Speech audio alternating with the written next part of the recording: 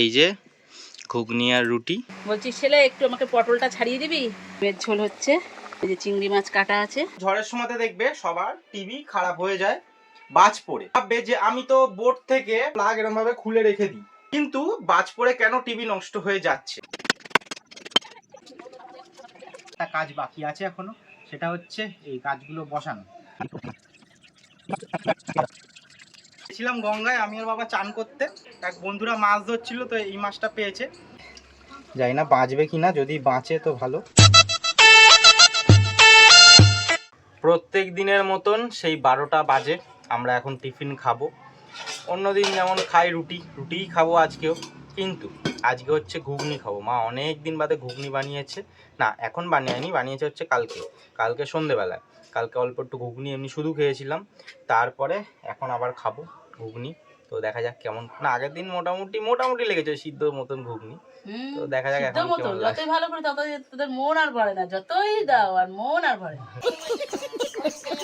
এই যে ঘুগনি আর রুটি, ওই শশা পেঁয়াজ আমি বলেছি না, শশা ঠিক আছে, কিন্তু মানে এখন এর মধ্যে দেবে না, না না না না পেঁয়াজ একদমই না।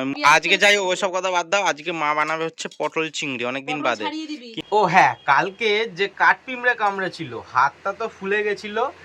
আর একটা জিনিস তোমাদের দেখাচ্ছি, দেখো পুরো জায়গাটা ফুলে রয়েছে একদম। আজকে আমার একটু তাড়া আছে, বলছি ছেলে একটু আমাকে পটলটা ছাড়িয়ে দিবি। তা ও ছাড়াতে বসেছে। এই যে পটল ছাড়ানো কমপ্লিট, ও এবার রান্নাঘরে নিয়ে যাচ্ছে। কেমন ছাড়ালো এদিকে এই যে অনেকগুলোই পটল ছাড়িয়েছে, অন্ধকার দেখা যাচ্ছে না। এই যে এগুলো আর কি দেখাবে তুমি। আর এই যে ডিমের ঝোল হচ্ছে এখন। ওই যে চিংড়ি মাছ কাটা আছে। আজকেও ওকে কাঠপিমড়া কামড়াচ্ছিল গেঞ্জির মধ্যে। তো তোমাদের কাছে এই গেঞ্জিটা পরে নিলাম, মা এতক্ষণ ভিডিওটা করছিল, আগে গায়ে ছিলাম। তো এইবার একটা ইম্পর্টেন্ট কথা তোমাদের সাথে শেয়ার করি। ইম্পর্টেন্ট কথাটা কি, এই এখন তো ঝড় বৃষ্টির সময়, আর একটা কি বললো বড় ঝড় আসছে, নামটা আমি এখনো খেয়াল নেই, কি একটা বললো। তো যাই হোক, ওই ঝড়ের সময়তে হ্যাঁ ঝড়ের সময়তে যাই হোক, ঝড়ের সময়তে দেখবে সবার টিভি খারাপ হয়ে যায় বাজ পড়ে, ঠিক আছে। এবার অনেকেই তোমরা ভাববে যে আমি তো বোর্ড থেকে সব প্লাগ এরকম ভাবে খুলে রেখে দিই, দেখাই এরকম ভাবে প্লাগ খোলা, কিন্তু বাজ পড়ে কেন টিভি নষ্ট হয়ে যাচ্ছে। তোমাদের মনে একটা কমন প্রশ্ন আছে, আমি জানি বলে এটুকুনি তোমাদের বললাম। আসল প্রবলেম এই প্লাগ থেকে কিন্তু হয় না। যাদের বাড়িতে ডিশ টিভি আছে, এখন বেশিরভাগ বাড়িতেই সবার ডিশ টিভি আছে, কিন্তু যাদের সেটটপ বক্স আছে, ঠিক আছে, এই সেটটপ বক্সের যে লাইনটা, এটা আসছে তো কোথা থেকে, বাইরে থেকে। কেবিল অপারেটর যারা আছে, কেবিল বাইরে থেকে আসছে। ওই মেশিনটা কিন্তু বাইরে আছে কোনো লাইট পোস্টে বা কোনো জায়গায়, ফাঁকা জায়গায়। বাদ যখন পড়ছে ওই মেশিনে কিন্তু ক্যাপচার করছে, আর মেশিনে ক্যাপচার করার ফলে কি, ওই তার থেকে লাইনটা আবার ব্যাক করছে।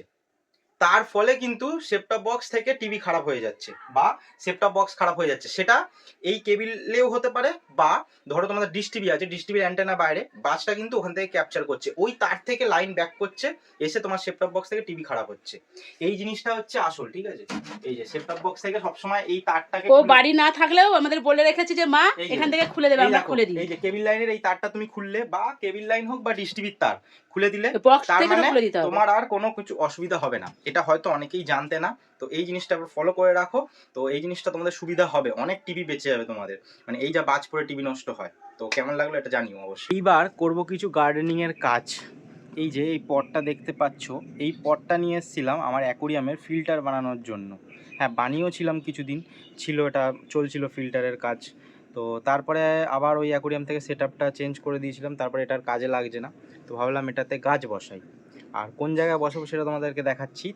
এইটা বসাবো হচ্ছে ঠিক এই জায়গাটাতে, এই জায়গাটাতে গাছ বসাবো। কেন এখানটাতে বসাচ্ছি আর কি গাছ লাগাবো সেটা তোমাদের বলছি। এই ধাপিটাও ছিল আমার অ্যাকোরিয়ামের জন্য, তো দেখছো এই যে সেট করা রয়েছে, কিন্তু এখন এখানটাতে জুতোগুলো রাখা হয়, বর্ষার সময় জুতো যাতে ভিজে না যায় এখানে রাখা হয়। তো সামনের দিকে তো আমি গাছ লাগাতেই পারি, জুতো ভেতর দিকে রাখা হয়। এইবার দেখো এই গাছগুলো এইখানটাতে একটা টবের মধ্যে আছে, উঁচু হয়ে রয়েছে। এবার আমি এইটার তো এইখানটাতে বসাতে পারবো না, তাই উঁচুর মধ্যে এই সেম গাছই লাগাবো এর মধ্যে। তাহলে কি এই জায়গাটা বেশ একটু ঝোপড়ের মতন হয়ে থাকবে, ঝোপড় ঝাপড় হবে, তো দেখতে ভালো লাগবে। তারপর এখান থেকে অন্য অন্য গাছ বসাবো। এই দেখো চলে এসছে বাবা, তুমি কি কিছু খাবা?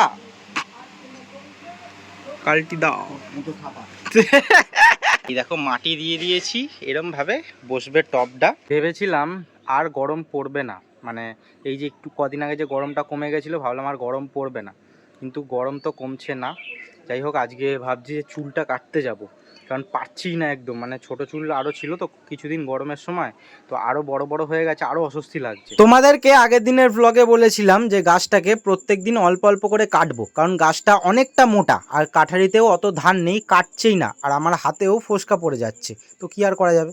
দেখো এইবার আবার কাঠপিমড়ে দেখো, কাটবো কি দেখো, কাঠপিমড়ে দেখো, আশা করি দেখতে পাচ্ছ, কাঠপিমড়ে দেখো, মানে পুরো ওপর অবধি দেখালেও শেষ হবে না কাঠপিমড়ে। এইটুকুনি কাটলাম, দেখো পুরো হাতে ফোসকা পড়ে গেল, মানে শুধু এই একটা আঙুলে না, আরও আঙুলে। তো কি কাটবো, তো যাই হোক আবার পরের দিন একটুখানি কাটবো। আর যা কাঠপিমড়ে মারছি, যে কাটারি ভাইব্রেশন হচ্ছে তো গাছে, ওই গায়ের মধ্যে সব পড়বে। এখন আমি আর বাবা যাব গঙ্গায় স্নান করতে, তার আগে এটাতে জল দিয়ে যাচ্ছি, কারণ মাটিটা একটু ভিজে যাক, কারণ আমি যেহেতু ডাল বসাবো, বেশি শেকড় থাকবে না, তাই একটু বেশি জলটা দেওয়া দরকার, একটু জলটা টেনে যাক, তারপর কি বসাতে সুবিধা হবে। দেখো গেছিলাম গঙ্গায় আমি আর বাবা চান করতে, নিয়ে কাছে নিয়ে তারাও দেখাচ্ছি, আমাদের এক বন্ধুরা মাছ ধরছিল, তো এই মাছটা পেয়েছে, এটা হচ্ছে আর মাছের বাচ্চা। আমি যে ধরতাম এর আগে মাছের ভিডিও দেখেছি, ওগুলো হচ্ছে ট্যাংরা, আর এগুলো হচ্ছে আর মাছের বাচ্চা, এগুলো বড় বড় হয়, ছোট্ট মতন জ্যান্ত ছিল বলে মানে মালসার মধ্যে রেখে দিয়েছিল, আমি ওটা মালসাটা ফেলে দিলাম, দিয়ে প্লাস্টিকে করে নিয়ে এসেছি। এই দেখো রোদ্দুরে, এবার ছাড়বো এটাকে, তো চলো দেখাচ্ছি তোমাদেরকে। অ্যাকুরিয়ামে ছাড়লে বুঝতে পারবে, ভিজে গায়ে আছি। এই অ্যাকুরিয়ামে ছাড় না না, ফাঁকাটাই ছাড়, না না ফাঁকাটাই ছাড়, না না ফাঁকাটায় ছাড়বো, দাঁড়াও এই ফাঁকাটায় ছাড়ছি। তো ভিজে গা এদিকে, এখানে একটু আলোটা জ্বালিয়ে দিই তোমাদের। আরে না, ভিজে গায়ে আলো জ্বালিস না, কিচ্ছু হবে না। তো জানি না কতটা দেখতে পাচ্ছ তোমরা, দাঁড়াও আর একটুখানি তোমাদের ভালো করে দেখানোর জন্য একটু ব্রাইটনেসটা বাড়িয়ে দিই। তো ঢাকনাটা অনেক ভারী, তখন খোলা যাবে না। মা তুমি একটু কাছে নিয়ে এসে দেখাবে, হ্যাঁ এই দিক দিয়ে দেখো, হ্যাঁ এদিক দিয়ে দেখাবে। দাঁড়াও, ভিজে গায়ে, জানি না বাঁচবে কি না, যদি বাঁচে তো ভালো,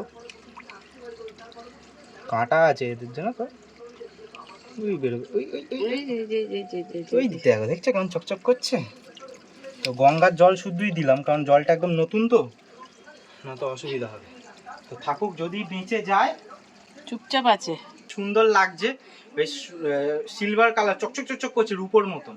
তো এগুলো বড় হয়, এখন অ্যাকুরিয়ামটা ফাঁকা আছে, এখন এখানে থাকুক, পরে দেখা যাবে যে কোথায় রাখবো। মানে তুই মেছর আসি, মানে গঙ্গায় এলে মাছ, বন্ধুরা ধরেছে আমাকে দিল, তুই কি করে জানবি এখন দুপুরে রোদে মাছ ধরছে বা কিছু দিল? মেছর আসি রয়েছিল মালসার মধ্যে, এই মালসাটা ফেলে দিয়ে এটা নিয়ে আসলাম। স্নান খাওয়া দাওয়া সেরে আবার চলে আসলাম তোমাদের কাছে, কারণ আজকের একটা কাজ বাকি আছে এখনো, সেটা হচ্ছে এই গাছগুলো বসানো, আর এইখান থেকেই গাছটা বসাবো, ঠিক আছে। আর এইখান থেকে অল্প একটা নেব, আর মানে অল্প বেশিটাই নেব, আর ওই দিকের কোণাতে একটা আছে, এই গাছে আছে, ওইখান থেকে ওইটা নিয়ে বসাবো। তো এই যে এই জায়গাটা থেকে অনেকটাই সামনের দিকে চলে আসছে, সেই জন্য এই নিচ থেকে কয়েকটা ডাল কেটে নেব। এই দেখো এই গাছটা এখানে হয়ে রয়েছে, এটা তো এখানে লাগবে না, তো তুলে নিলাম। জানি না তোমাদের এই গাছগুলো কেমন লাগে, আমার কিন্তু বেশ দারুণ লাগে। বসানো কমপ্লিট, বলো এবার কেমন লাগছে এখান থেকে, ভালো লাগবে তো? এখন হয়তো ভালো লাগছে না, পরে যখন এখান দিয়ে পুরো গাছ হয়ে যাবে আশা করছি ভালো লাগবে। এইবার আমার সব মাছেদের দেবো খেতে, তারপর যাব চুল কাটতে, যেটা ভিডিওর আগেই তোমাদেরকে শুরুর দিকেই বললাম। তো আজকের ভিডিও এখানে শেষ করছি, দেখা হচ্ছে নেক্সট ভিডিওতে। চুলটা কেটে এসে কেমন লাগছে সেটা তোমাদের কালকে আবার দেখাবো। তো এখনের জন্য টাটা সবাইকে, টেক